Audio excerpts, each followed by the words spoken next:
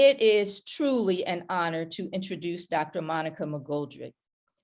Monica has many professional accomplishments, including extensive publications and honors.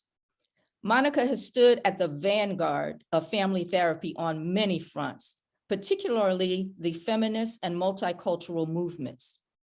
In addition, she has elevated the use of genograms and reminds us that siblings, not just parents, matter in the assessment and treatment of families. But most touching and most notable to me is the space that Monica created for BIPOC family therapists to share our work. For years, Monica and the Multicultural Family Institute sponsored the Culture Conference, where we engaged and supported one another in the work that we so passionately love. I personally have very deep regard for Monica and affection, and eagerly am anticipating tonight's lecture. Monica, welcome. Thank you very much. And I must thank you for your contribution to the things we have done together, in particular also around siblings and making the case of how very important they are in life. And so I'm going to talk to whoever is out there that I can't see, and this is very difficult for me. So I apologize ahead of time for this being a very one-way conversation, which I hope will make sense to you. So let me start with this, that in our view, the context for understanding people is always to look at the person in the context of the family, community, and society, and always looking at the history of all of those levels and the future, what will come after.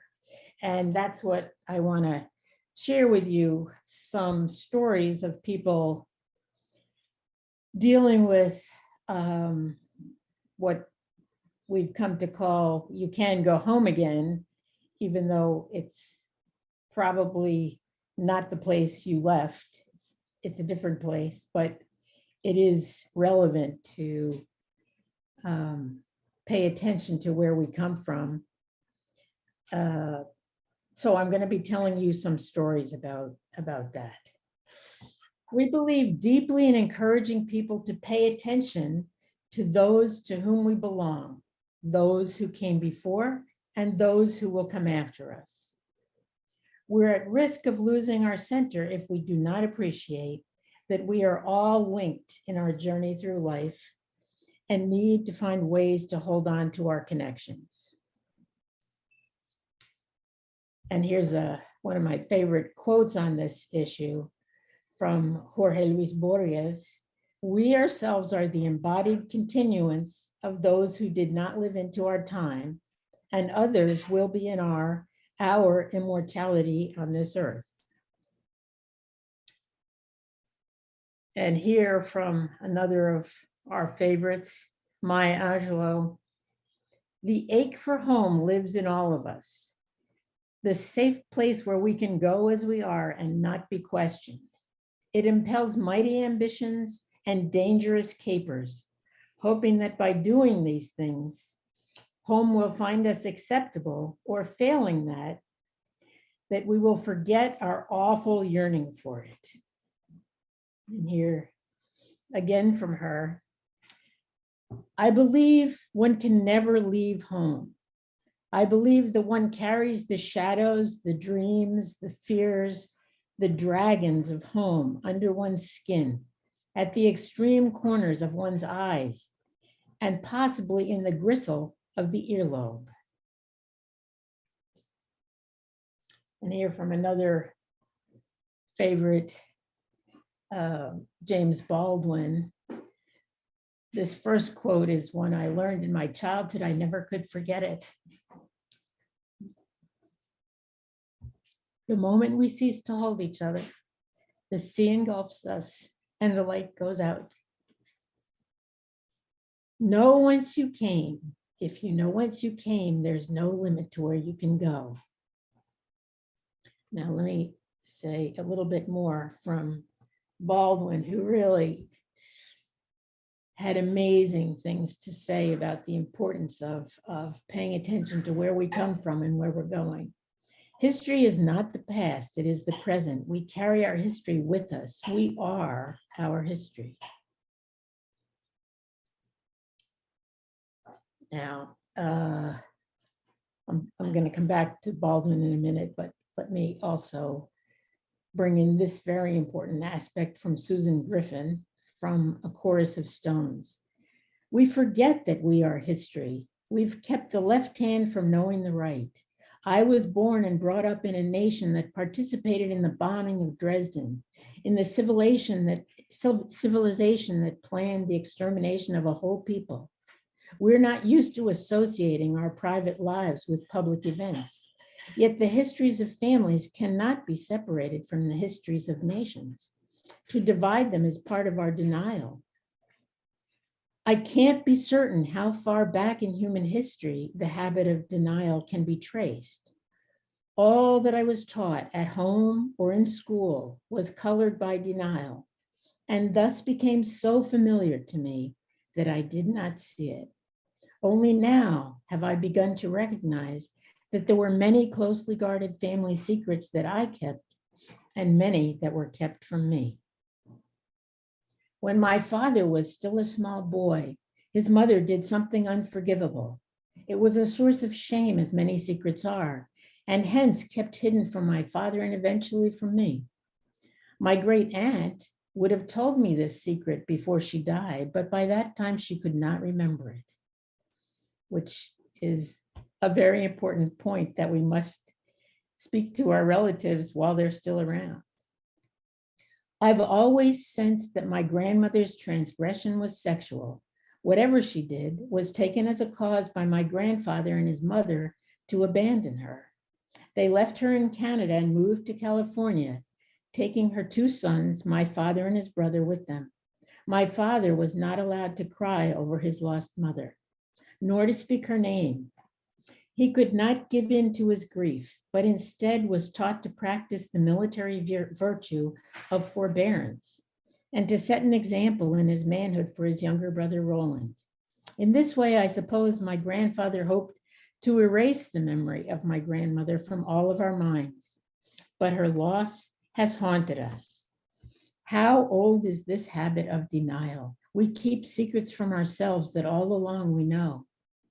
The public was told that old Dresden was bombed to destroy strategic railway lines. There were no railway lines in that part of the city, but it would be years before that story came to the surface. I do not see my life as separate from history. In my mind, my family secrets mingle with the secrets of statesmen and bombers, nor is my life divided from the lives of others. I, who am woman, have my father's face, and he, I suspect, has his mother's face. There's a characteristic way my father's eyelids fold, and you can see this in my face and in a photograph I have of him as a little boy. In the same photograph, there is a silent sorrow mapped on his face, and this sorrow is mine too. Now, coming back to Baldwin with those larger forces of denial, maybe more in mind, I want to have a couple of quotes from things that he wrote about these issues. To, in particular, his nephew. If we had not loved each other, none of us would have survived. And now you must survive because we love you, and for the sake of your children and your children's children. And he tries to advise his nephew how to handle the resentments that have hurt his ancestors. Though your father, mother, and grandmother had every reason to be heavy-hearted, they were not. For here you were, Big James, named for me, to be loved, baby, hard, at once and forever, to strengthen you against the loveless world. Remember that. If we had not loved each other, none of us would have survived. And now you must survive because we love you and for the sake of your children and your children's children. So now I want to just show you this picture. Anybody who's ever heard me present on these issues has probably seen it. It's a Brazilian poncho made by a man who was hospitalized for 28 years, diagnosed with schizophrenia. And I saw it at a folk art festival in New York and couldn't resist taking the picture, not because of the outside, which I have to admit, I don't understand the pink designs and braiding, but the inside. On the inside of this amazingly large poncho, this poor man wove in a spiral fashion the names of 268 people who were important to him. And when I saw that, I thought, that's it. That's what Genograms are about.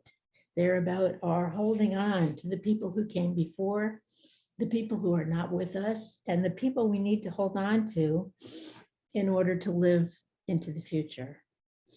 So to me, this is the point. It's not about squares and circles or whatever.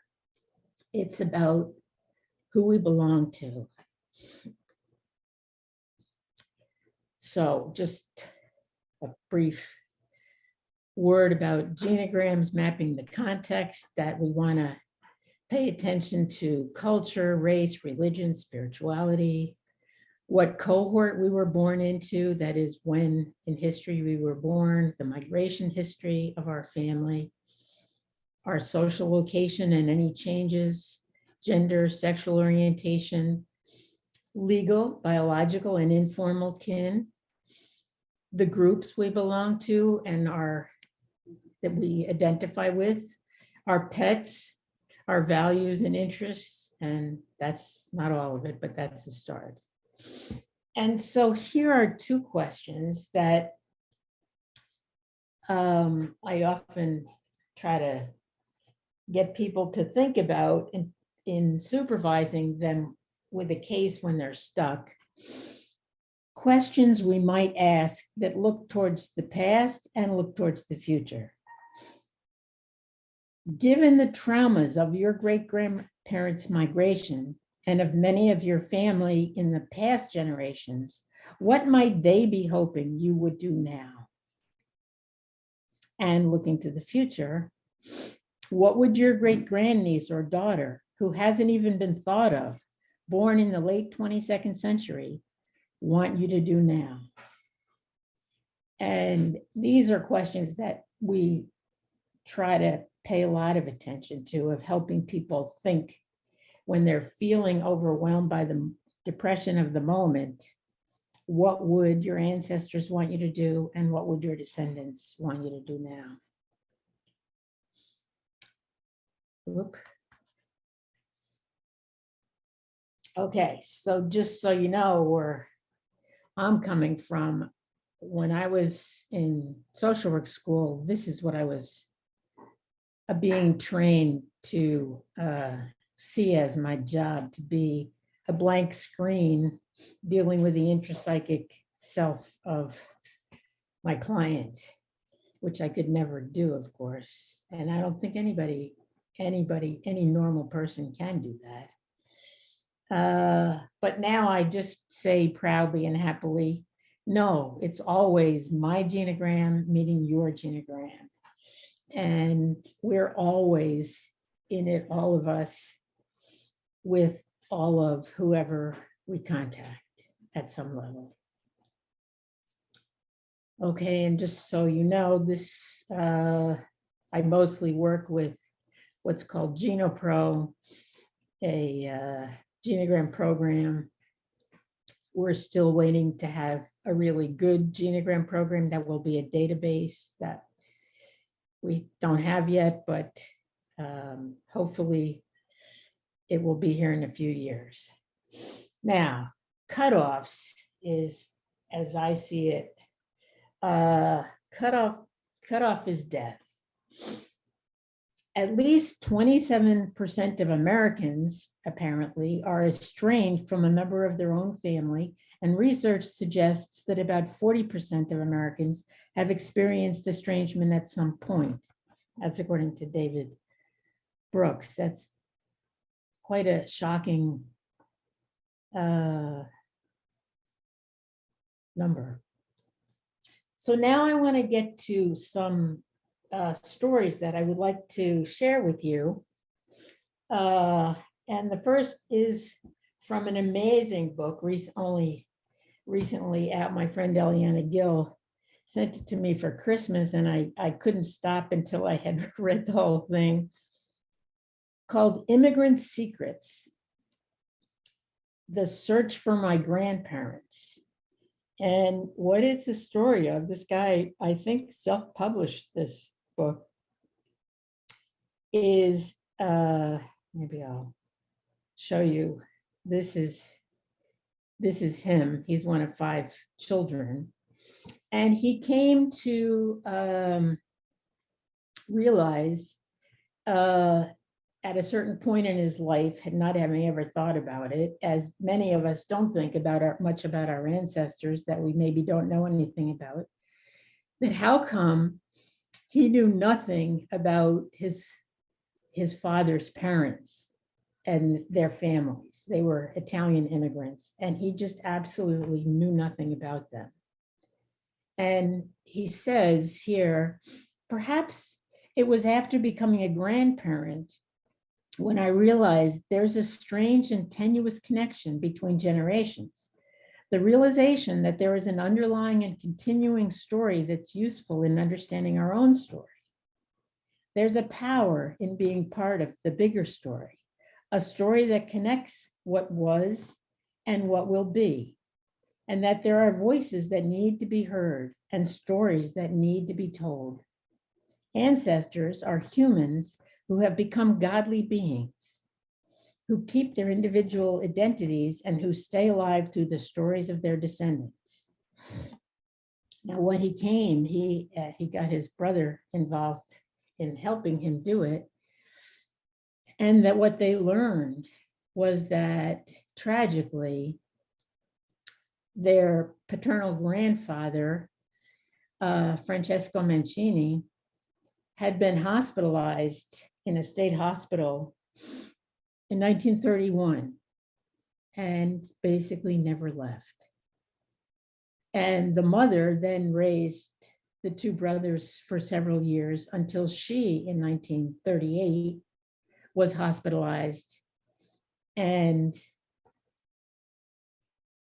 disappeared. Both parents disappeared. Turns out, as through a great deal of effort and difficulty getting the public records, which for some reason they're supposedly protecting people by not giving out,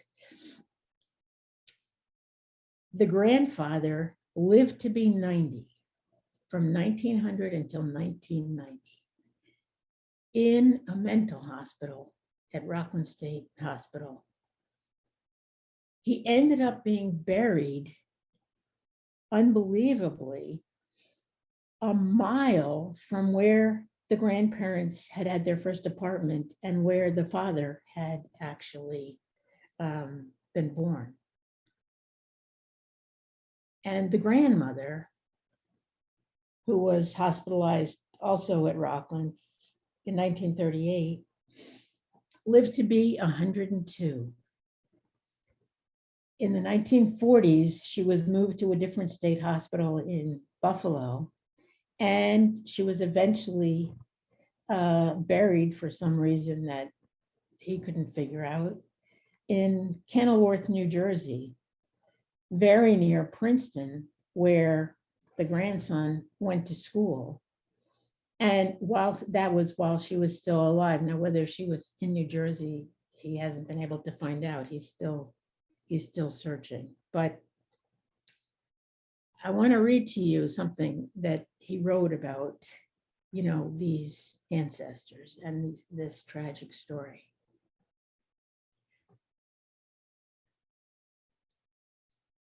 We sometimes arrogantly forget that even tragic lives leave a footprint, a legacy. It is tempting to dismiss the lives of Francesco and Elisabetta and people like them as meaningless. They were immigrants who wound up institutionalized for most of their lives, contributing little to society. However, there is a longer arc to every story, one that is equally important. The legacy of Francesco and Elisabetta, tragic as their lives were, is one that would have amazed them. 2 sons, 30 grandchildren, 15 great-grandchildren, plus a couple of buns in the oven. Now, to me, that's just, that came at the very end of the book, and it was the most amazing put together of the way the past and the future need to be connected. So now I was just going to refer to, if you're interested in genograms and you don't know, our book on genograms and the clinical book that I wrote a few years ago.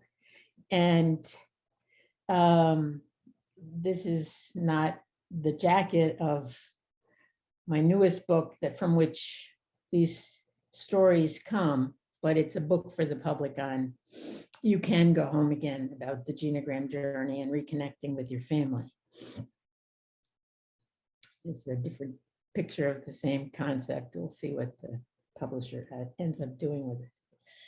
And we have various teaching videos. I think Marlene may have given you a list of the various ones. These are available from psychotherapy.net.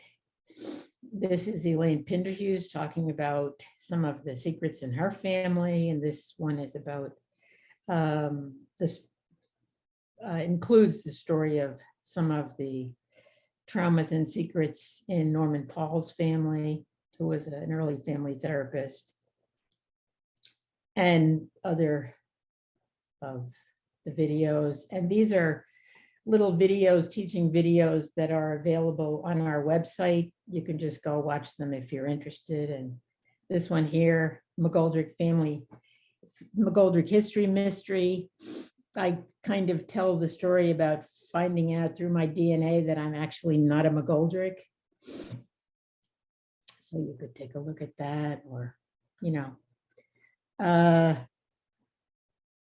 now, this is from Bell Hooks, who sadly died recently, and for whom home was an extremely important concept for her whole life.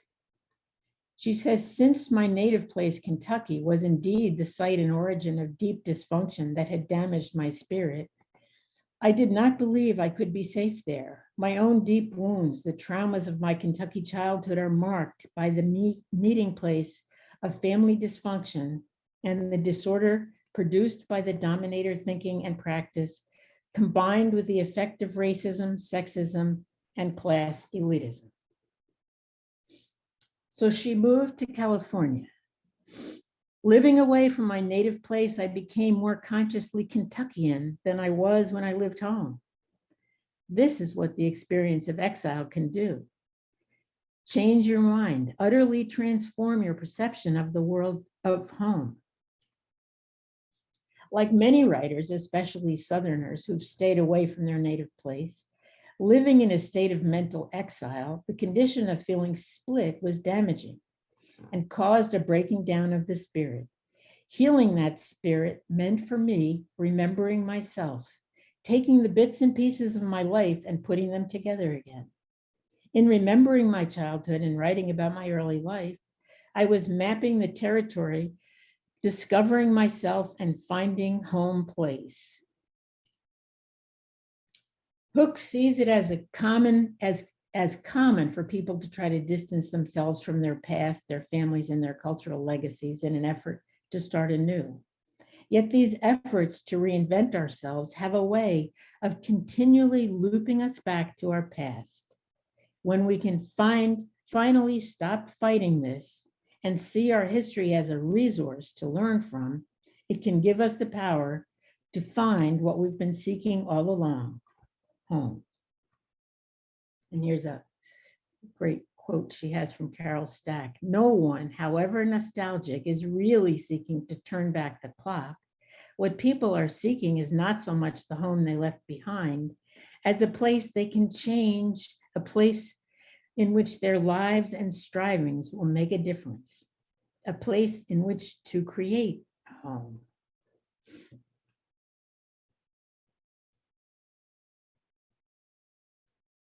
For Hooks, it was only by facing what she had left behind and allowing herself to see the good and the bad that she was able to finally find herself. To return home was to come back to the pain and hurt that I had spent years of my life trying to make go away. My hurt was rooted in trauma experienced in the dysfunctional family and the pain of growing up in a racially segregated world in the midst of racial apartheid. But I cannot live a grounded life without being grounded in a place. And this grounding cannot occur unless and until we allow ourselves to go home again, to see, explore, investigate, expose, and ultimately understand and accept our families of origin and our cultural legacies, which for us, for better or for worse, are always part of us. I think her insight and expression of all that is just very profound. Okay, so now I want to move on to an example from that played into our more prominent national history of our third president, Thomas Jefferson, who had an African-American family as well as a white family that was denied for centuries. And this is taken from an amazing video called Jefferson's Blood, which is about the descendants, some of the descendants of Jefferson. And this particular example I want to use for the illustration here is, so Jefferson and his slave Sally Hemings had many children, and if you follow down these red circles, you can see how we get to the descendant Amalia Cooper, a sixth generation descendant, who wondered how it could possibly make any difference if people knew her ancestry. But she says, they look at me differently, they just do. The influence of white supremacy was so intense that when her father married her mother, who was white, her family disowned her completely and threw everything of hers away.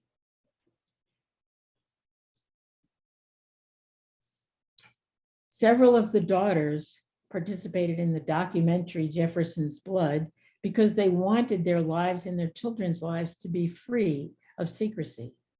When the father and several siblings reacted to her willingness to address the family secret, Amalia felt she was being made to feel like an outsider when there was nothing to split them apart. The cutoffs caused by race secrets go right back to Jefferson's children. 3 of them, Harriet, Beverly, and Eston, passed into the white world, all ties to their siblings being cut off. The remarkable part of this story is that those who dare to break the secrecy and work towards repair of the multi-generational cutoffs often risk further cutoffs in the present through their openness. The efforts of Amalia Cooper and her sisters towards reconnection and openness are powerful signs of transformation and healing for a family, even when the reactivity of others leads to perpetuating the cutoff.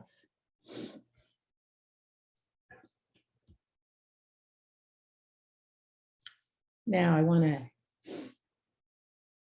give you another example. This is from an Irish journalist, Nuala O'Fwellin, who came from a family of 9 in which there was a great deal of alcoholism and abuse, and which she struggled to understand.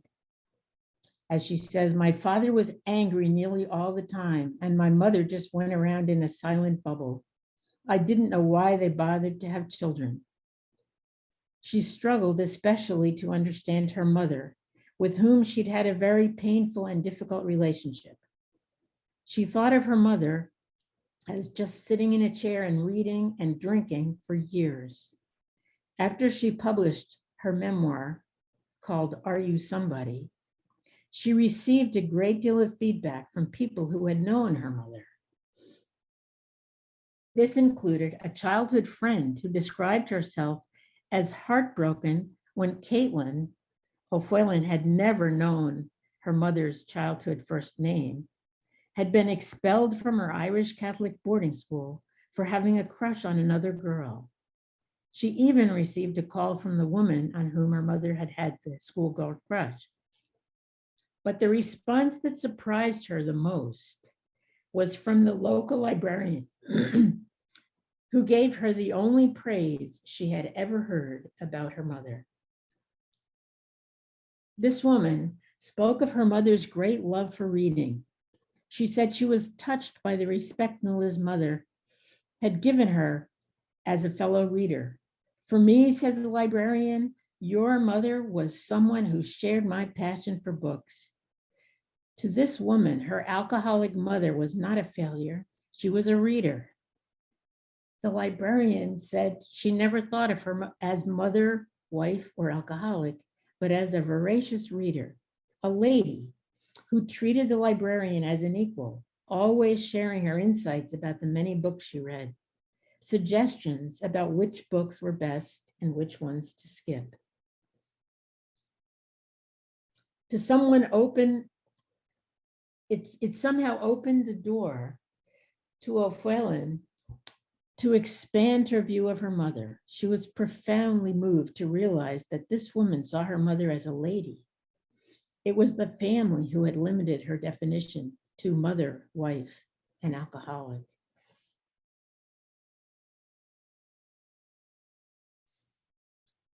And now I want to tell you about Jennifer Teague, a amazing woman who wrote a book called My Grandfather Would Have Shot Me.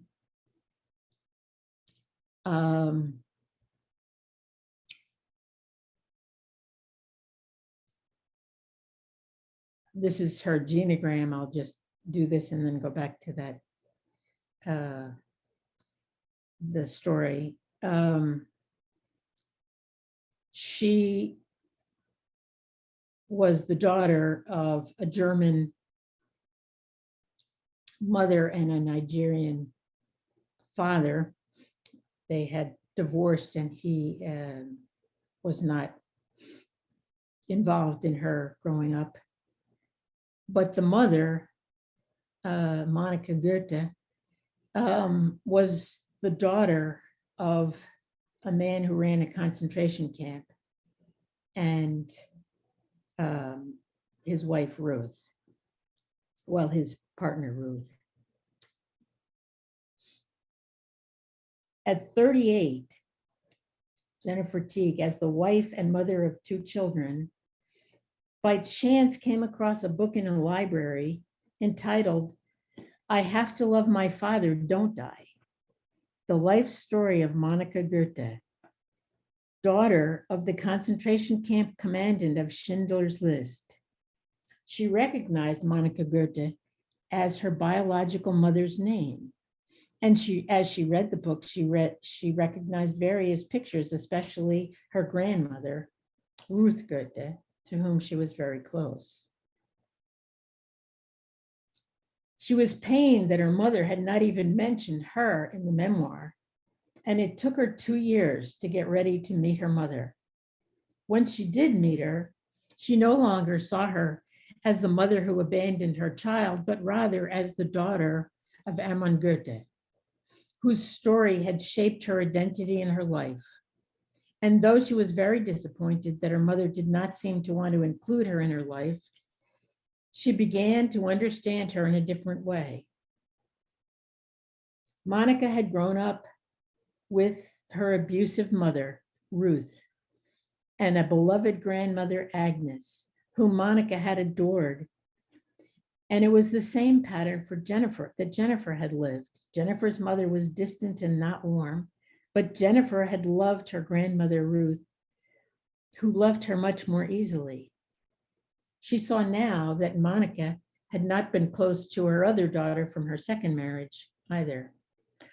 Her life had been troubled as Jennifer's life was, but Monica had developed a very close relationship with her grandchildren, whom she was now raising. It remained for Jennifer to reconnect with her Israeli friends, whom she had not dared to talk to until now. That was because she lived in fear that their family members had been killed by her grandfather. When she finally visited them to repair her relationships, she felt a great release. But when her friend Annette suggested that her 13-year-old son would be coming to Germany with a student group to visit concentration camps and asked Jennifer to meet with them, she was petrified. But she could not say no. The last time she had gone to that concentration camp, concentration camp, she had not had the courage to admit her identity to a Jewish tourist who she happened to meet, just as she had not been able to tell her Israeli friends who she really was for 2 years. Now she realized she had to talk openly with these students. Just before the meeting, Jennifer's adoptive father died in Germany. For years, he'd been absorbed with the topic of the Nazis, getting into heated discussions with his friends, even to the point that some of his friendships had been destroyed. And yet he would not apologize to his friends right up to the end, which Jennifer and her brothers could not understand. But finally, as he was dying, he began to talk about his parents, and Jennifer and her brothers realized that their father's rigidity was about his pain that his parents had supported the Nazis. He was asking questions about whether man was evil. As his son said, my father carried around this unresolved conflict with his parents. He grappled with the Holocaust without realizing that he really wanted to understand his parents. He'd been unable to acknowledge that his father's parents supported of the Nazis was what had always troubled him. So regarding Jennifer's presentation at the memorial, her friend Annette was reassuring, saying she worried that the students would end up hating the Germans and seeing themselves as the only victims of persecution. She felt it was extremely important for Jennifer to tell them her story. It's too easy to hate Hermann Goethe. If the Germans and their allies can turn into murderers, then we can too. If the Germans can turn a blind eye, it can happen to us. I hope that my sons will always remember that. I hope they will always see the Palestinians as human beings and not as enemies. When the day came, the children were deeply moved as Jennifer told her story and answered their questions. As they moved on to their own memorial service, for which they prepared sayings and prayers, they invited her to join them. They even asked her to be the one to lay the flowers at the memorial. When she had come the first time to Plazo, she had put down her flowers in private, which had freed her enough to contact her mother the first time. But this time she said, "It's better. I'm not alone."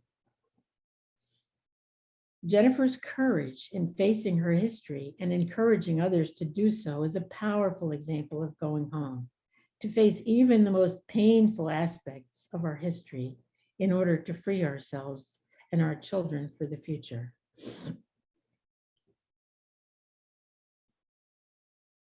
Now I want to tell another reconnection story about Angela Tucker here in yellow with her adoptive family who lived in the Northwest, and she had come from the South. Here she is with her adoptive mother and her family that lived not far from Seattle had had one daughter and adopted many children, many of them with physical disabilities.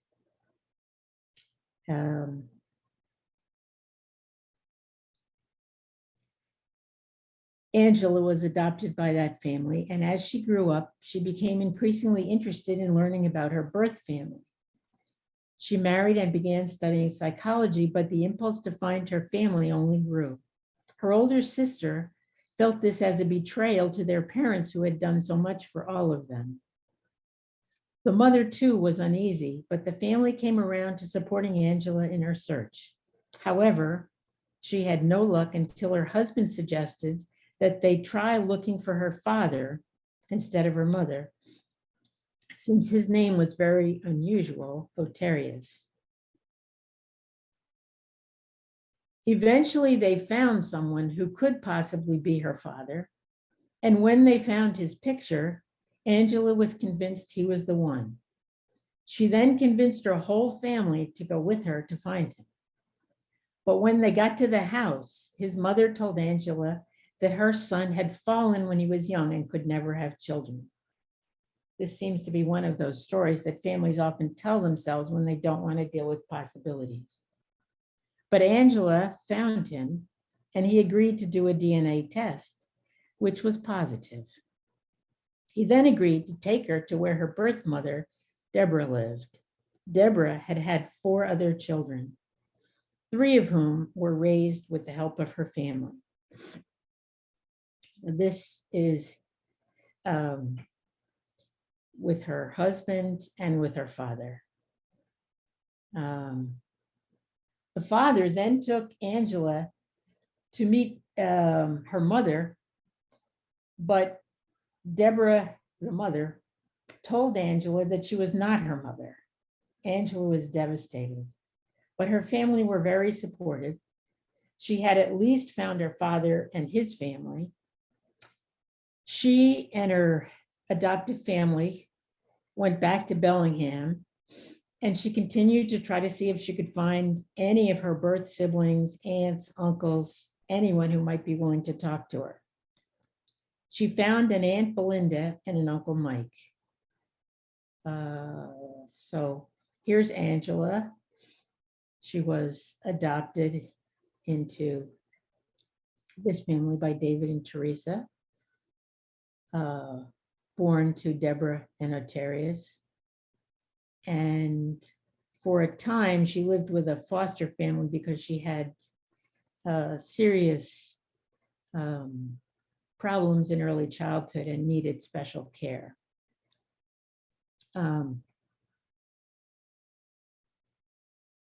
Then she managed to phone her oldest aunt, whose first words when she answered the phone were, "Hello, sweet pea. I just thank God that you were inquisitive and found your folks and found me before I left this earth. I'm just really thankful. From my perspective, you got the best deal. In my family, there's not a lot of material things. I'm rich in spirit and knowledge." Angela then asked her Aunt Mamie about her mother, Deborah and about the family. Now, there's Mamie the aunt. Mamie thought her sister Belinda would be the one who could get through to Deborah about meeting Angela. And finally, Angela dared to ask directly,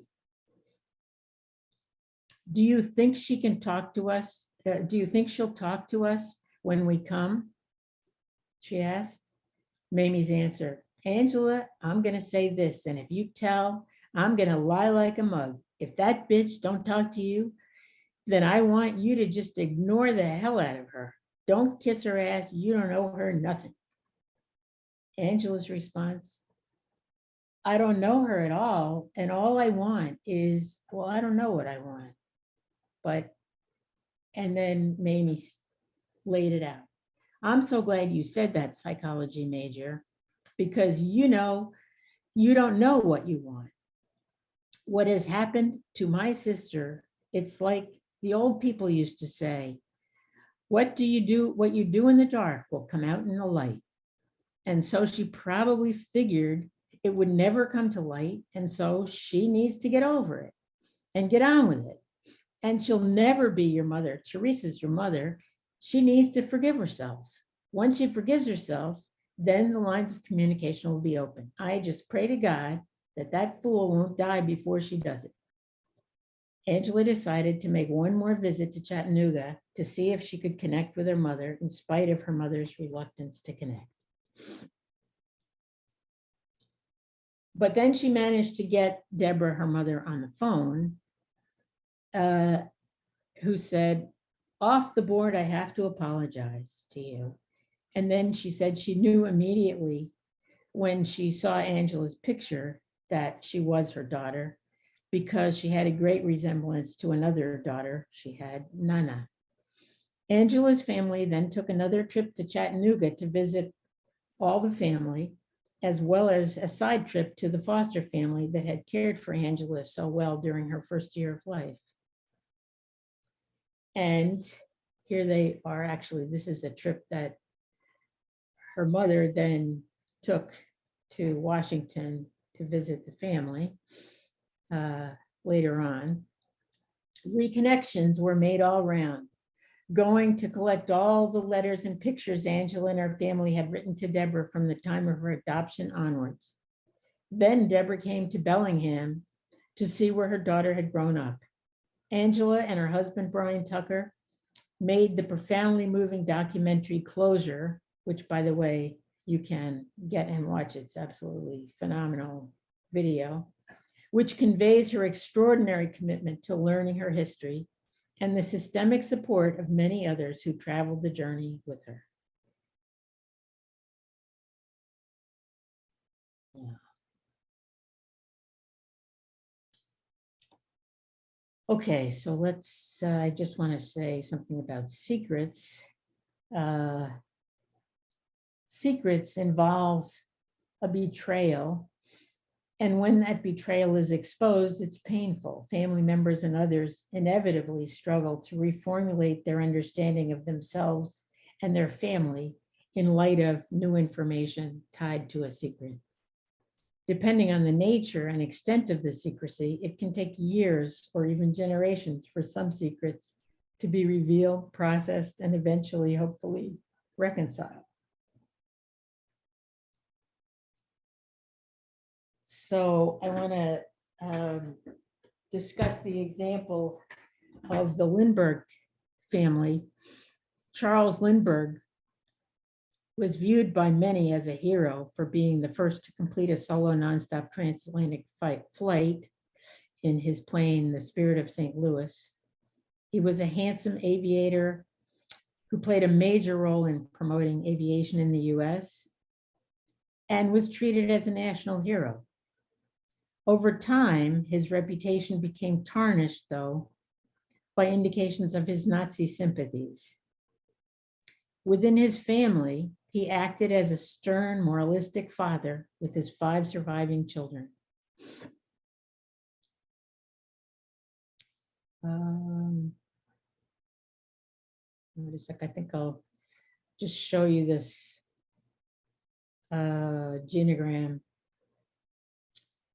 So here are his 5 surviving children. And we're going to be talking about the memoir written by his youngest daughter, Reeve, who had discovered long after his death and shortly after her mother's death, that the father had had 7 other children by 3 other women and had lied to them all. In 2005, 30 years after Lindbergh's death and 2 years after his wife's death, his youngest daughter, Reeve, found out that while raising the first set of children in the US, he had 7 other children with 3 other secret families in different countries of Europe. She says, I had brothers and sisters I had never known about, 2 girls and 5 boys living in different countries on another continent.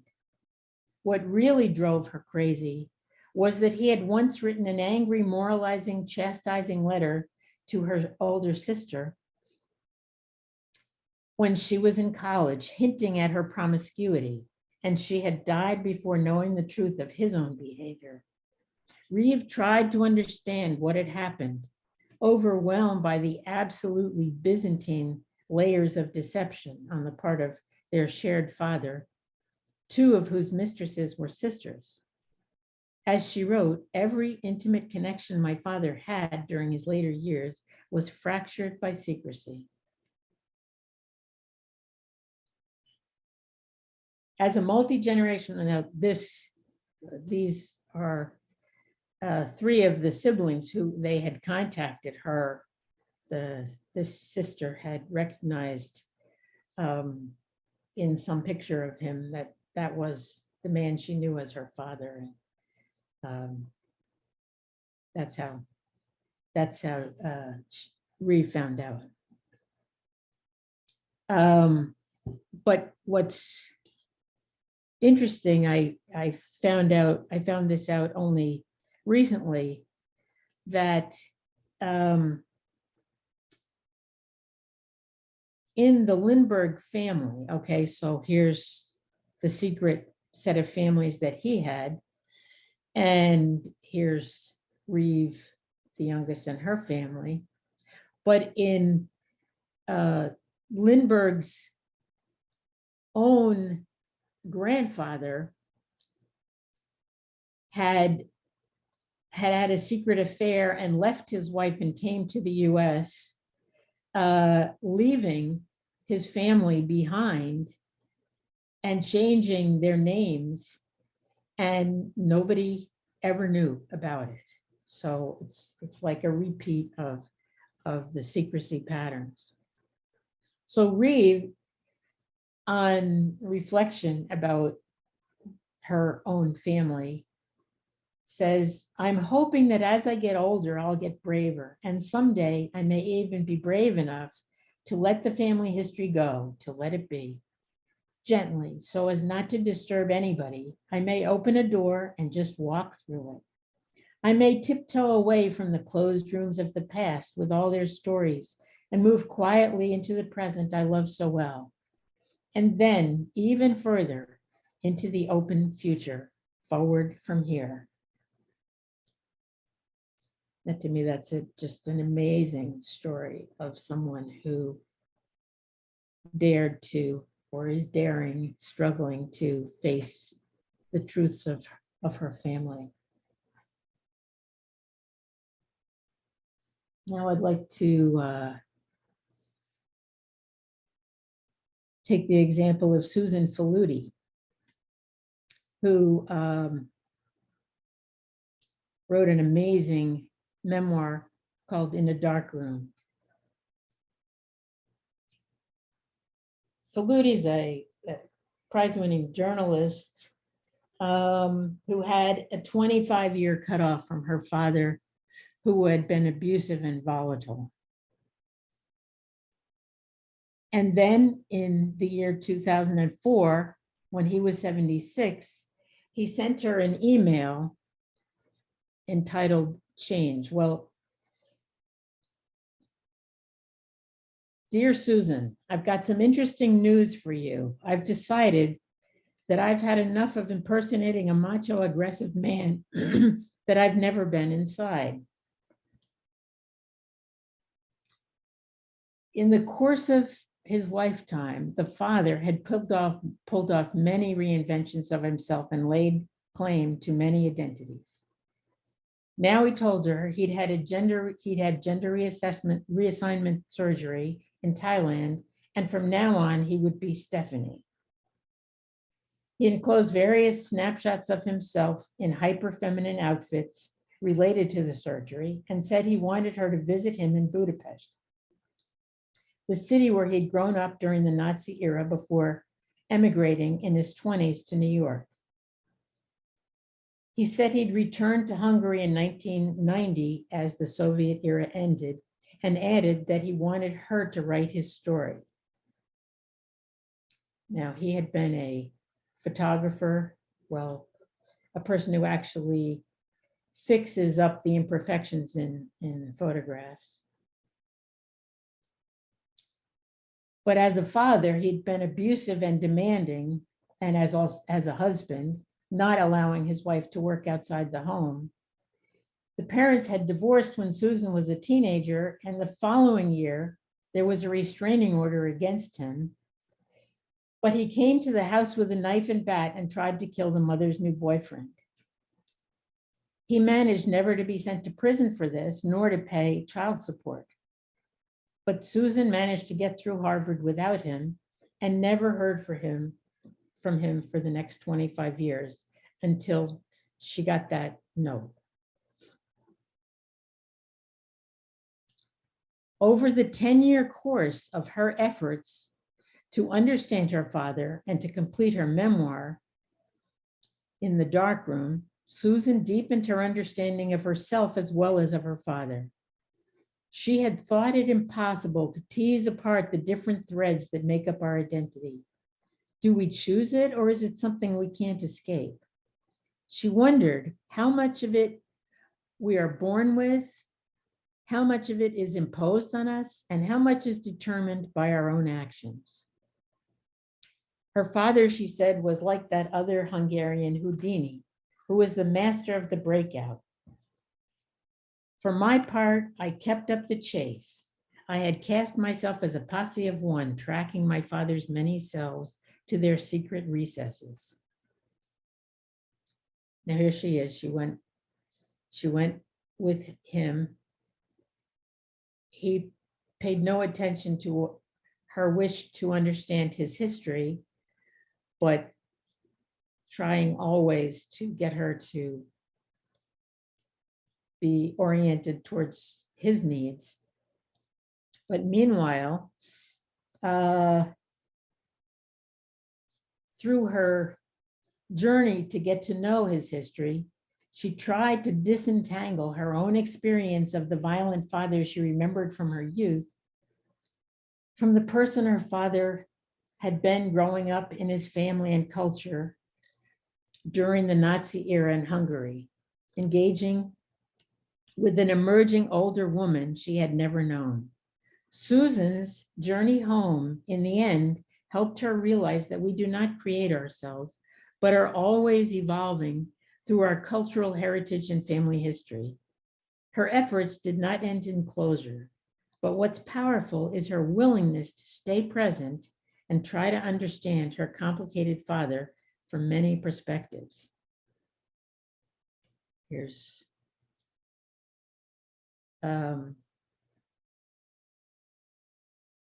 however frustrated she was with her father's way of presenting herself, Susan never stopped her efforts to get to know and understand her and learn more about herself from her father's history. While a reconnection with her father did not offer the kind of relational healing and closeness she would have hoped for, her persistent effort to understand and contextualize her father's life is a powerful example of resilience and of what you can gain through such an effort to understand and connect with your family. I should just mention one of the really interesting things she learned about, not because he really told her the truth, but through her exploring and talking to various other people, was that her father as a boy, 16, had gotten hold of a Nazi outfit and had come to where the parents were being held and actually dared to say that he was the Nazi taking them away to the camp where they were going to be held and obviously eventually killed, and stole them away, that he dared to do that at the age of 16 to save his parents, and did save their lives. Now, I want to give you one more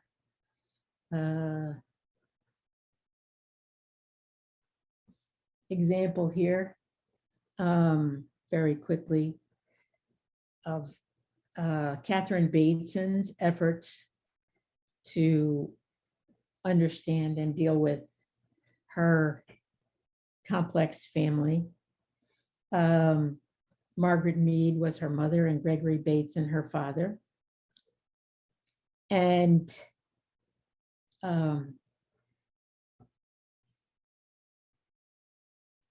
they were difficult parents, to say the least. But I just want to read you a letter that Catherine was given at the age of 15 to be opened if her mother died. It was given to a friend. I mean, not to her, it was given to the mother's friend. And this is what Mead wrote: "I've become increasingly conscious of the extent to which my life is becoming segmented, each piece shared with a separate person, even where within the space and time of that segment, I feel I'm being myself and my whole self in that particular relationship. It has not been my choice of concealment that any one of you has been left in ignorance of some part of my life, which would seem, I know, of great importance. Nor, by the way, Margaret Mead had various relationships with other men and other women. And so she's referring to that, not quite directly. It has not been my choice of concealment that any one of you have been left in ignorance of some part of my life, which would seem, I know, of great importance. Nor has it been from a lack of trust in any person on my part, but only from the exigencies of the mid-20th century, when each of us, at least those of us who are my age, seems fated for a life which is no longer shareable." Now, I just want to read you from Bateson's response. She was such a thoughtful person in trying to understand who her parents really were. "I knew little until after her death of the pattern of relationships to male and female lovers that my mother had developed, so that trying to look back on who she was as a person and as my mother has been complicated by the need to revise my picture of her in important ways, and by the need to deal with the fact of concealment. I've been at times angered at the sense of being deliberately deceived, and at having been without doubt a collaborator in my own deception, limiting my perceptions to the images she was willing to have me see. I've sometimes felt myself doubly bereaved as well, having radically to reconsider my convictions about who she was, and therefore, in relationship to her, about who I was and am, and surprised at last by the sense of continuing recognition." Now, to me, this is one of the most amazing things, that she takes responsibility for her own part in being a collaborator in her own deception, as many of us have been collaborators in our own families' deceptions, and then trying to take responsibility for, well, what would it mean if we took a different position? So with that, I think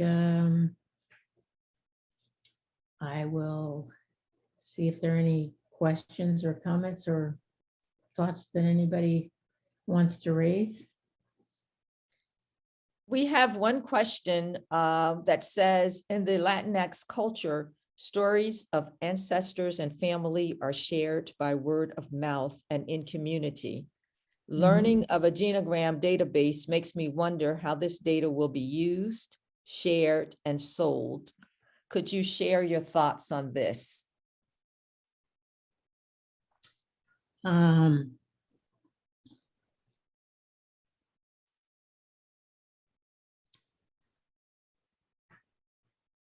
I really don't guess I have.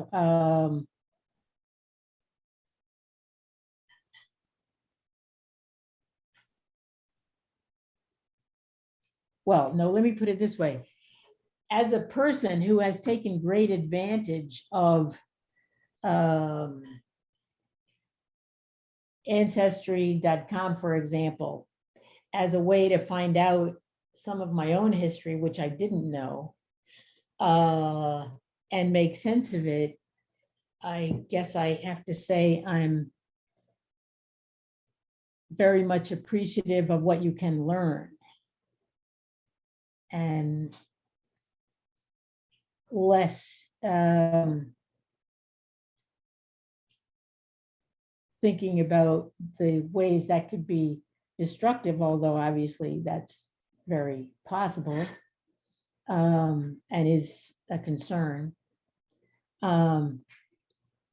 So I think in terms of, let's say, the Genogram program that I use, the person who developed that is very cautious about, how that is encrypted in ways that other people cannot access it. And I think we do have to take, as we do about medical records and other personal records, be sensitive to the ways in which one can take advantage. But on the other hand, I guess I've been very moved by the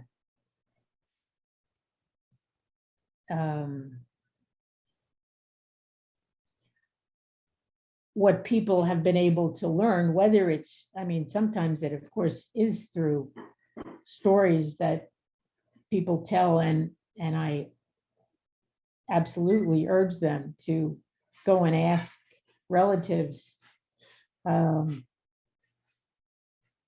tell them about their family history, because once they're gone, it's usually lost, because it's very rare that they've written things down, and we lose so much when we lose our history.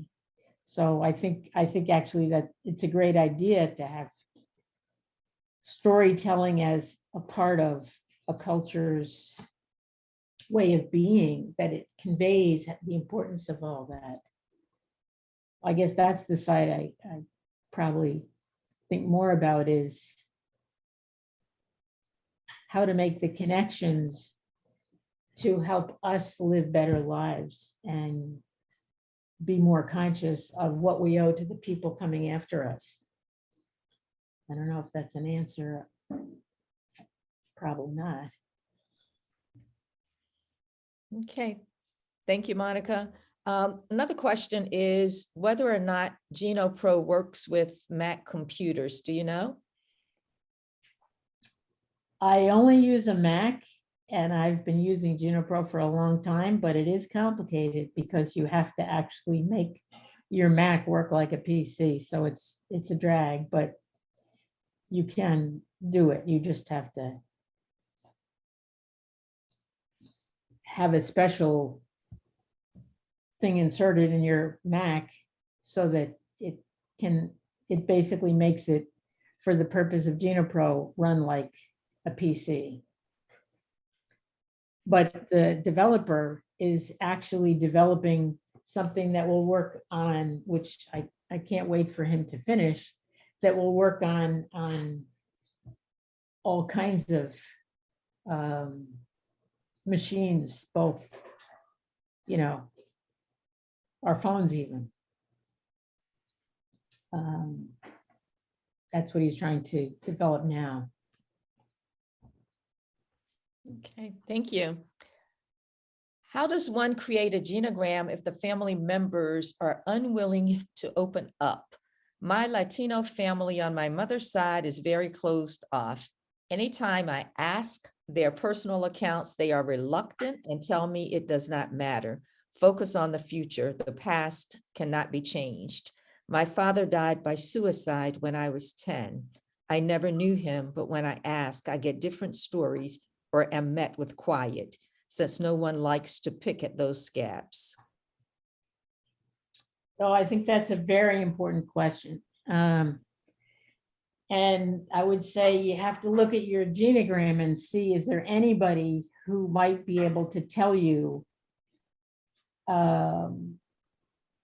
some of the truths about your family history that, you know, other people, I mean, I come from a family like that myself, where nobody, you know, my aunt would get an attack of colitis if I mentioned anything about wanting to know about the family history. Other people, my uncle said, you know, he couldn't remember anything.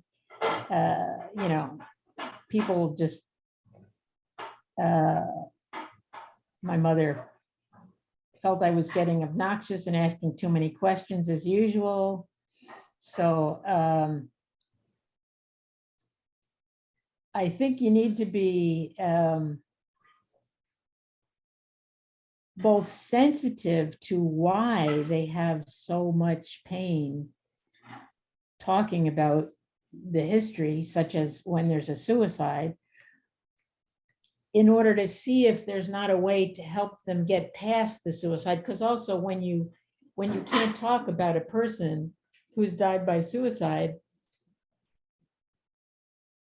you also can't talk about the rest of that person's life that you don't know about, because then everything gets shut off, the good and the bad. And that's what's, I think, so truly dreadful about our not being able to deal with or talk about painful losses. I mean, suicide being among the most difficult for families to deal with typically.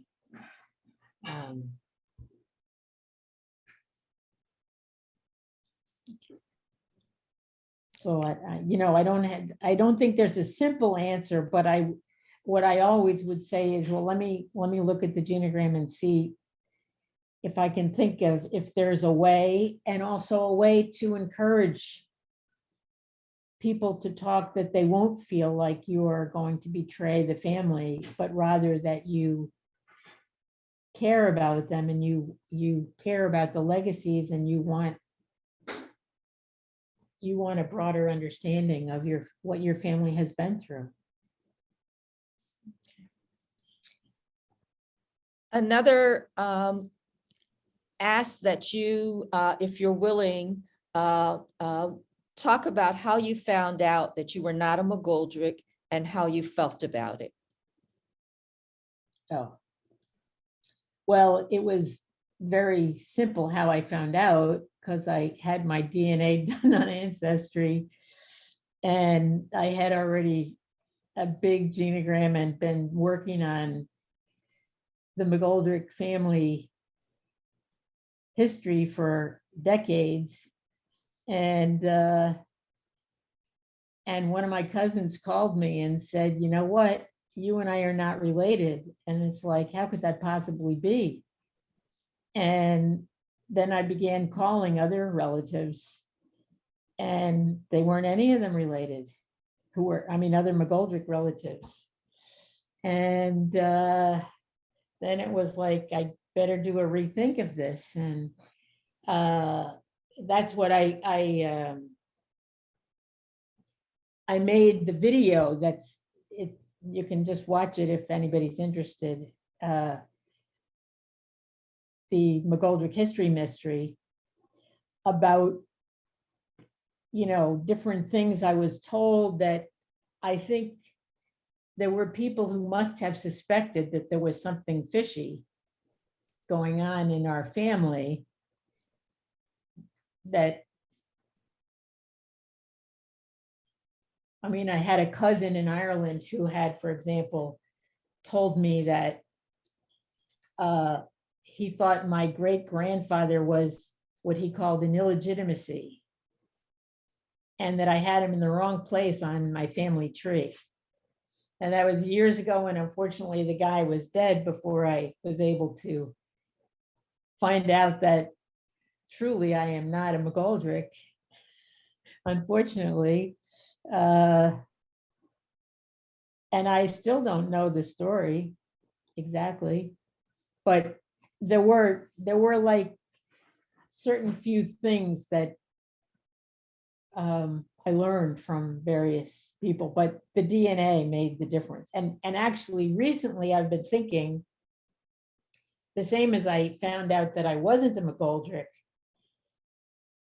if I can find enough people, but it's hard to find people who wouldn't know they're my relative through DNA, that our DNA match, maybe I can put the puzzle together and figure out. I mean, there are suggestions that I'm connected to a family named Boyle, but exactly how is not clear. I don't know if that's enough of an answer, but that's the best I can do at the moment. But I do try to give examples of some of the complexities in the little video that I made about it. Oh, now you wanted to know how did I feel about it? Well, I spent more time, because that's the name I use. I had identified more with that name than any of the other family names. And so, of course, it's a disappointment not to be part of the family. But I just pretend I am. But I also am trying to find out, well, who else am I? What are some of the other parts? Because, our any family gets very complicated after a very short number of generations, Okay, thank you. Can you share more about how you work with secrets? For example, an adoptive mother who won't share to her child that she is not the real mother.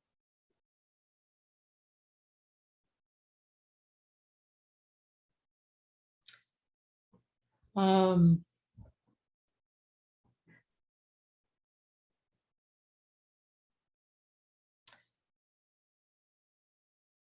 I wouldn't think it's as simple as just, like, well, I do X, Y, and Z, because it would depend what's the story, why, what actually happened in the family that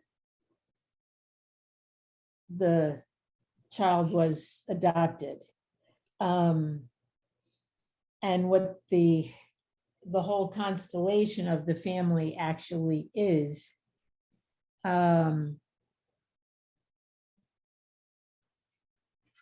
I think I have had friends and patients who found out, because now of DNA, that, one of my good friends found out her father wasn't her father. And it was, both parents are dead. So that was, a very hard journey.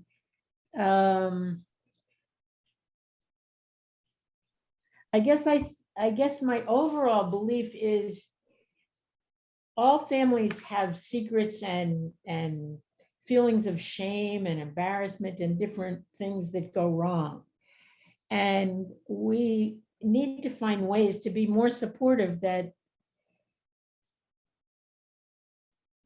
things go wrong and they're understandable, and to be more supportive to people not having, the perfect situation, as so to make that more okay, that everybody's got like things that didn't work out as they wished. And sometimes that can, or I actually really think often, that can make us much stronger to realize what our family has struggled with. So I think it could, let's say in the case of an adopted child, could help the child become more appreciative of the complexities of the parents' love for them. That it's, it didn't just happen easily, but the miracle is it happened and it's deep. And I just think we all have these aspects in our lives, and we need to find ways to just be able to be more who we really are, and not have to pretend that we're something we're not,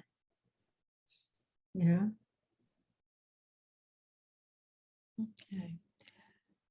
We have someone who's thinking about the question at the start, what might my ancestors wish that I would do now? And is wondering if the brothers are almost like ancestors because they are 9 and 14 years older. Oh, yeah. Oh, yeah. I think that's really important, because it's not, I mean, and you and I have spent lots of time trying to help people appreciate the importance of siblings, that it matters. Siblings matter, and what siblings experience matters. So absolutely think, what do I owe my great grand uncle? Well, actually, to go back to the finding out I'm not a McGoldrick, whoever allowed my great grandfather, who's the one who became a McGoldrick somehow, but he wasn't, which maybe it was an uncle, maybe it was a cousin, I owe that person. Because that person did something very special for my ancestor that's come down all these generations, because he was able to be who he was because he got some kind of support from that family. So it's a miracle, and it's really important, sure.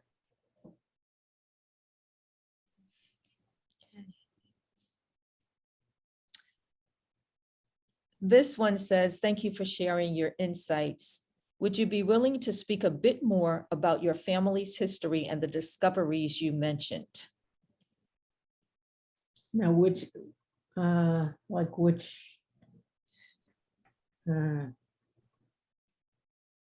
Whoever put that in the Q&A, if you'd like to say a bit more to direct. Because I'm not sure what, I think that the video of the McGoldrick History Mystery would, because it has, various pictures, and, I lay it all out for that particular aspect. I think I did that better than I would be able to off the cuff, but there are lots of aspects to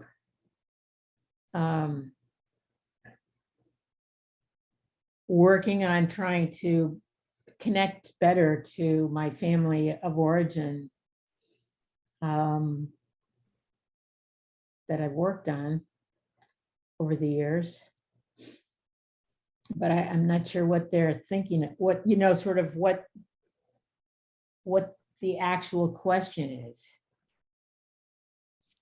So if that person would like to be more specific, then you can put that in the Q&A and I'll come back to it. Can you speak to facilitating discussions and using genograms about intergenerational trauma with respect to descendants of Holocaust survivors, especially in light of Holocaust Remembrance Day this week?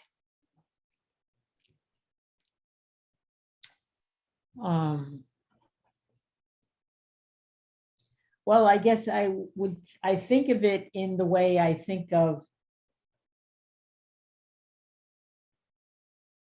trying to acknowledge any trauma. I mean, the Holocaust is just unbelievably horrific historical circumstance. But my thought is anything that helps people to know what that history is about and what the people anybody did before the Holocaust, that otherwise the information gets lost. So, knowing it's like with the suicide, with a homicide, that you lose the history because the person can't reflect further because they're gone. And you want to broaden their understanding of who did they belong to, what did they do, what did they think, who did they love, what difficulties did they overcome, and how did they manage. That kind of anything we can learn about them is to our advantage, and the advantage of those coming after us if we can lay it out for people who will understand it even less than we do. I don't know if that's really an answer, but I hope it is. Okay. This one says, thank you for your presentation. What are your thoughts about LGBTQ plus persons who have experienced significant rejection from their families, leading to cutoffs and estrangement? How can we go back home again? That's a hard one, because the very place that is meant to be home is often the very most painful place of rejection. And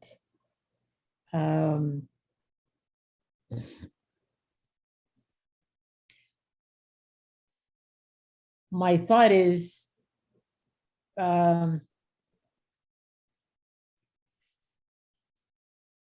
all you can do is keep trying and keep kind of expanding and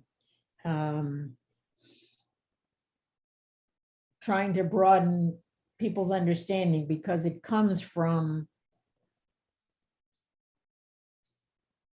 the rejection comes from a pathological place, just as racism does and sexism. It comes from not understanding who we are as human beings. So anything we can do to kind of help the other family member, but you can't spend all your energy doing it. But I think it's important to have other people who understand your perspective as you're trying to deal with it.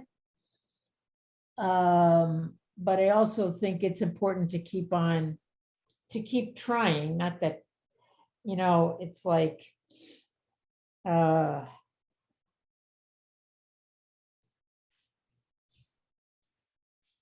okay, so my idea is about cutoff. It's never time for us to cut somebody off for good.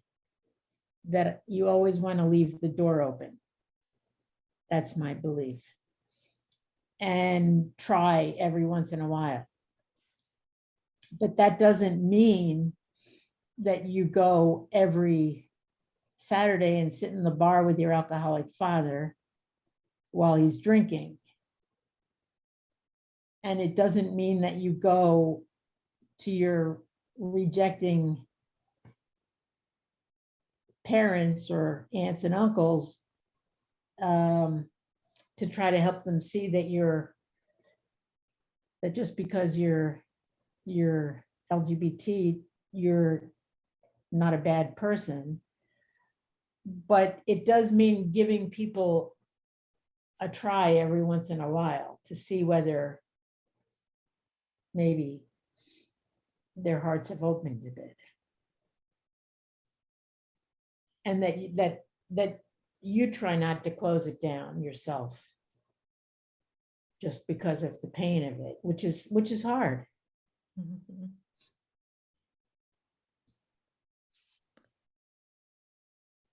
Okay. How would you include children, even young ones, in the making of a genogram?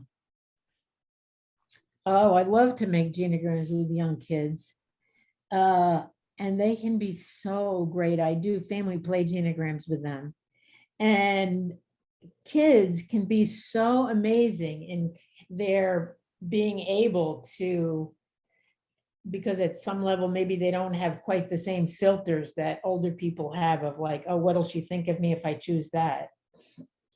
That kids can, I mean, I don't mean a 3-year-old. I mean, if I do a genogram with a 3-year-old, then you could be sure that almost everybody's a car. You know, I mean, if it's a boy.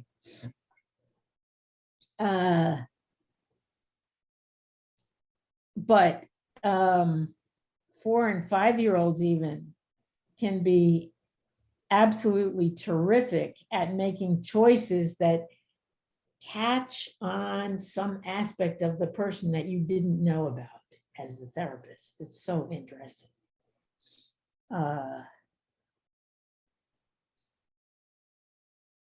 And also they find it fun that they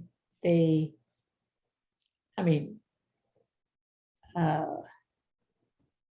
it's a way to include children when you can't, if you just sit and say, well, how do you feel about your father or something? You know, they can't just sit and have an emotional conversation about how is our family doing, a young child. But through play, they can be included much more actively. But in addition to that, it allows you to see what the parents do with what the kids do. You know? Okay, Answer the question. thank you. This one says, thank you for your presentation. I have been inspired by you since I learned about genograms in social work school. I have been developing my family's genogram since 2016 through many family interviews and finding old pictures. I have been stuck, as I can only trace back to my great-grandparents on my mother's and father's side of the family due to the transatlantic slave trade. What else can I do to trace further back? I experienced this as a significant loss in reaching this block and have been trying to figure it out. I don't know. That's a hard one. I think, I don't know. I guess a part of me keeps hoping that the DNA track is going to get better at being able to differentiate and help us recognize people who otherwise don't know they're connected. I guess that's just my dream, that somehow or other, when we get really good at DNA, we'll be able to figure out more things about people we're connected to that we otherwise wouldn't know. And then, you know, go find out things about our common history. But I think that's a really big problem. Do you think your family's secrecy, even though you weren't consciously aware of it, informed your choice of career and work with families and genograms? Absolutely. I mean, from the time I was young, way before I got interested in psychology, my mother would say, oh, and Monica, she's, the family psychologist, and that was not a good label in my family. That was a put down, because it meant I was always asking embarrassing questions. But I think it was very much related to, things that were happening in the family, that was my role somehow.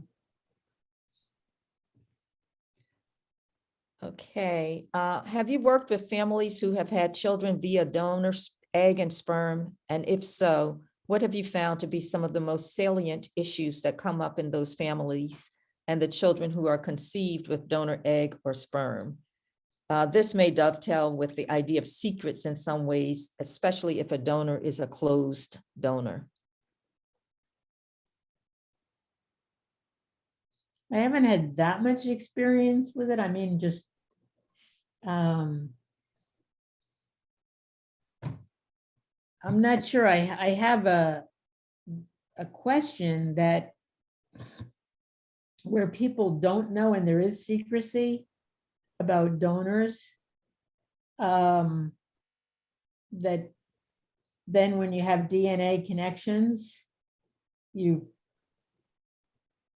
might get past the privacy about the donor, and people might find out without meaning to who they're connected to. I mean, I've had examples of that in my spirit. And actually there's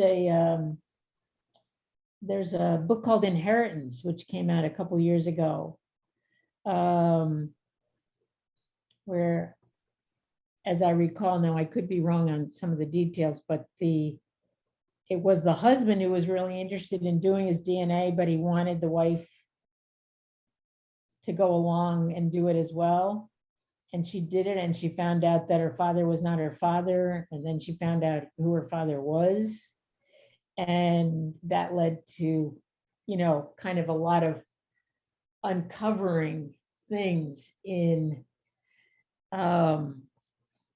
the actual father, who had been a medical student and married somebody from another culture, and then, kind of didn't really want to have it known that he'd been contributing sperm, et cetera, et cetera. So, there are all these complications about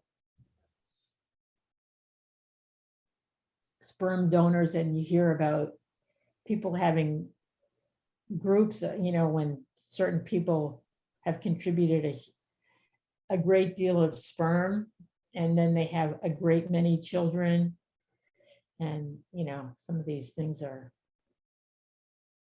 difficult. There was an example in the Netherlands a year or two ago where some guy had, just been giving sperm all over the place, and the Netherlands is a small country. So the anxiety was that those kids would not know that they were actually siblings. And, so there are those aspects to the secrecy, and also how it plays out in the society, But I can't say I really know. I mean, I just anecdotally here and there you hear this or that, but it's not something I really know anything about at a deeper level. Okay. This question asks how the Genogram database works, whether or not you're going to be able to see different family stories, relationship patterns, or trends. Now, are they talking about what what's being developed by the Geno Pro guy, Dan Morin? Or what are they talking about? I would need further information from the person who presented this question, as I am not sure. So I'll come back to it. I'll see if we get Okay. anything more. Okay. Okay. This question is about how one is impacted by not knowing about their ancestors, especially when there are memory problems and the same story is told differently each time. No, I'm not sure that I'm really clear on the question. It seems that they're asking about the impact on oneself when you aren't able to know about your ancestors. In particular, when a parent has memory problems and they tell the same story but tell it differently each time they tell it. It seems like the distance. Some of that might, I don't know. I'm trying to envision the situation, but some of that could be interesting in terms of telling the story different. All of us could probably tell the same story in multiple ways, each one having to do with, sort of what our perspective is at the moment we're sharing the story. So there could be some value in hearing the story multiple times from different perspectives, whatever the reason, but I don't really see a disadvantage in hearing the story from different perspectives, because all any of us ever really have is a perspective on things, that we, if you would ask either of my sisters to tell you about our family lives, even though, I've been grilling them for many, many years and trying to put it together, we would have very different stories even today. Mm-hmm. And they would say, no, it didn't happen that way. Where were you? I can attest to that. This one says, hi, Monica, it's your cousin Jack who wants to say that we appreciate all your work on the family history. Jack, go on. How do we expand genograms on the national stage as part of trauma-informed discussions? So yes, that's Jack Jack. and Ellen are here. Oh, fabulous. Haven't seen or been in touch with them for the longest while. I don't know, but I think genograms ought to be part of healthcare, police work, medicine, educate our educational system, that we really ought to be paying much more attention to who we belong to. It's our genogram is not just the biological connections, of course, it's also, the context in which we exist and who we belong to emotionally as well as physically. I think we have worked ourselves into a really unfortunate position in healthcare and in a lot of ways in education, that we're not realizing the social implications of not educating everybody fairly and of not offering healthcare to everyone fairly, in ways that genograms have everything to do with trying to think more inclusively and pay more attention to who we belong to. Yes. This one asked, what can be done about ancestors who perished in the Holocaust and whose life stories we don't know, since those closest to them who survived did not talk about them and are now deceased themselves, yet their trauma continues to live on in next generations in the form of mental illness and other problems? How do we work with and through this? Well, there have been a lot of efforts of people who did survive the Holocaust recording their experiences. So I think we can learn from other people's experiences, even if they're not what happened in our particular, in one particular family, that you may not know that exact person's experiences. You would never know that anyway, even if they were there. But I think it's very meaningful to get the history of other people who came from a similar context, that there's a great deal to learn from what they went through and how they survived, and what kind of bridges they built and so forth. That's what I would say, is do the best we can at finding similar experiences that could help us maybe better understand. Okay. Again, thank you for your presentation. This says, and do you have any thoughts about research that is especially needed in the field, particularly pertaining to the transgenerational transmission of grief and trauma? What do you see as some of the missing pieces in the clinical literature that still need additional exploration and understanding?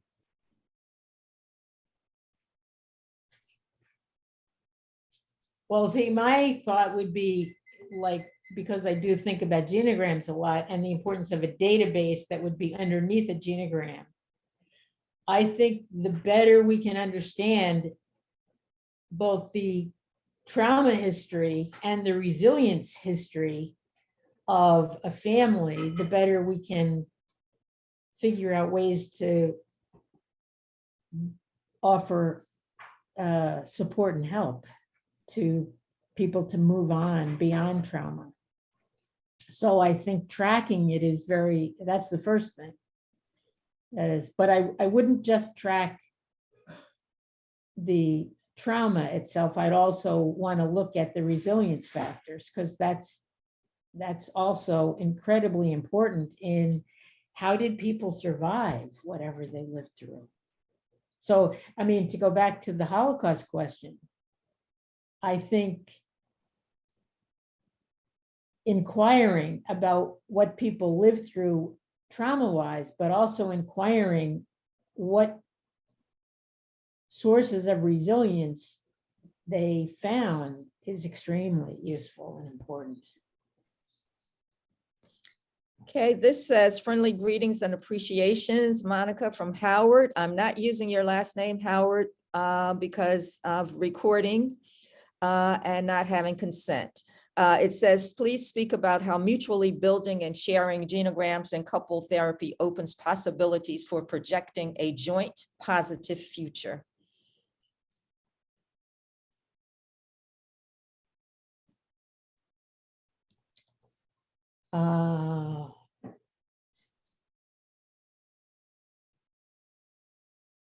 Well, I think you always want to be looking to, when you're working with couples, at what are the positive possibilities between two people. So I would always be hoping to look for and find ways, and positive ways to frame their connectedness to the extent possible. I mean, even as I'm trying to get them to stop being negative to each other, let's say, to help them to see correspondences in ways that expand their view. that to me is one of the richest aspects about genograms, is helping people see the ways in which, the other, that when you two got together, you also got maybe the benefit of some of the things that were different in your partner's family before, that you can just relax and let that expand how the two of you do things with your children and so forth, that try to label it in a positive way. So I'm always trying to do that with people's genograms. Okay. And this one asks if you have any comments on deep divides in families now related to COVID, vaccinations, politics, etc. That's a hard one.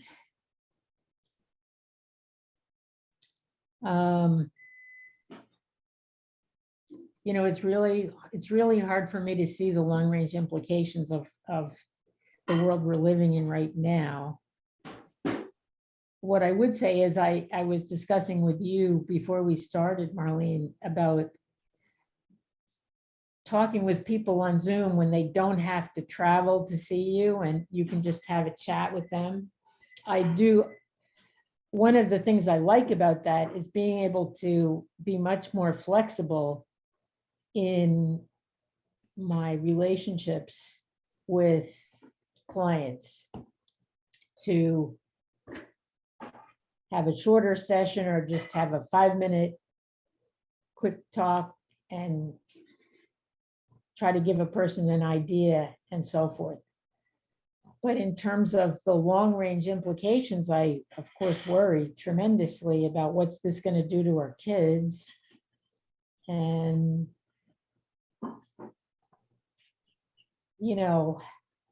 how are we going to get past it in ways that we will be able to survive. I don't have any good answers. I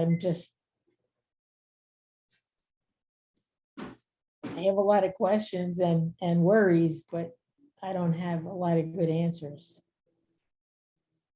Sorry. I think this last comment is a good note to end on. And it says, the effort it takes to transform ghosts into ancestors is fascinating work. Thank you for your dedication to uncovering who we are. Oh, that's great. Yes. It's a great comment. Thank that person. Yes. Terrific. That person said it perfectly. Ghosts and ancestors. That's fabulous. Yes. So I want to thank all of you for joining us tonight. Thank you, Monica, for this very fascinating work that you have been involved in. And I am very grateful to have traveled some of it with you. I'm grateful also to you for our journey together, as we have here and there been able to make it happen. Hopefully again in the future before too long. Monica, it has been a true pleasure. Thank you, with love and respect. I thank you with love and respect back. Okay, you have a good night. Maybe we continue. Okay. Yes, all right. Thank you. Good luck to everybody in their journeys.